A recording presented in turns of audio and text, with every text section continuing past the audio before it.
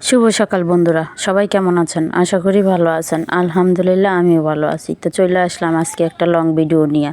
তো আজকে আমি চিংড়ি মাছটা একটু অন্যভাবে রান্না করে আপনাদেরকে দেখাবো। তো সবার আগে আমি পেঁয়াজ, রসুন আর কিছু কাঁচামরিচ ব্লান্ডার করে নিছি। তো ওইটা আমি তেলের উপরে ছেড়ে দিছি। দুঃখিত আমি ওটা দেখাইতে পারলাম না একটু সমস্যার কারণে।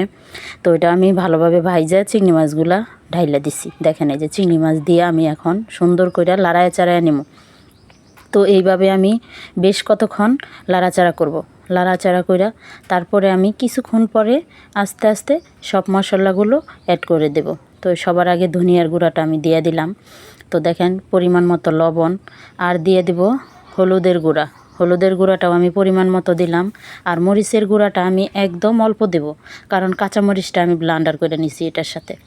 তো সব কিছু দিয়া এখানে আমি বেশি পরিমাণ পানি দিব না, অল্প হালকা পরিমাণ পানি দিয়ে এটাকে আমি সুন্দর করে কষায় নিব।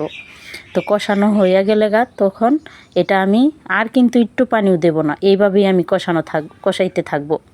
তো দেখুন তারপরে যেটা করণীয়, এইভাবে আমি এটাকে শুধু লাড়তে চাড়তেই থাকবো।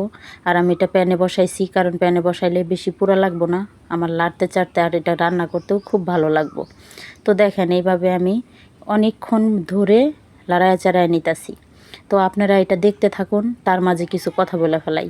কিছু কিছু ভাইয়ারা বোনেরা আছে ফলো করে আনফলো করে দেয়। কেরে ভাই, বিপদে পড়ে আইসা লাইভে আইসা ফলো করেন, তাড়াতাড়ি ফুলের ভালোবাসার জন্য লাইভ শেষে আনফলো করে দেন। তাহলে এরকম ফলো করার দরকারটা কি? ফলো করার কোনো দরকার নাই। তা আমার ভিডিওটা যাদের সামনে যাবে তারা একটু ভালোভাবে ভিডিওটা দেখে কথাগুলো শুনে আমার সাথে মন্তব্য করবেন।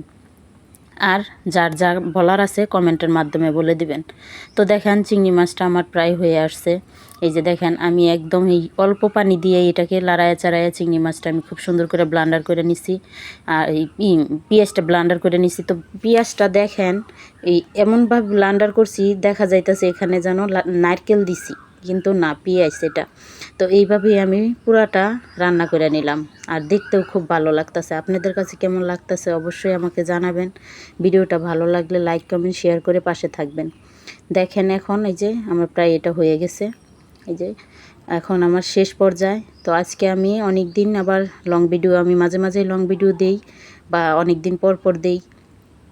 এই যে নিয়ে আসলাম একটা লং ভিডিও আপনাদের মাঝে, চিংড়ি মাছটা নিয়ে আসলাম।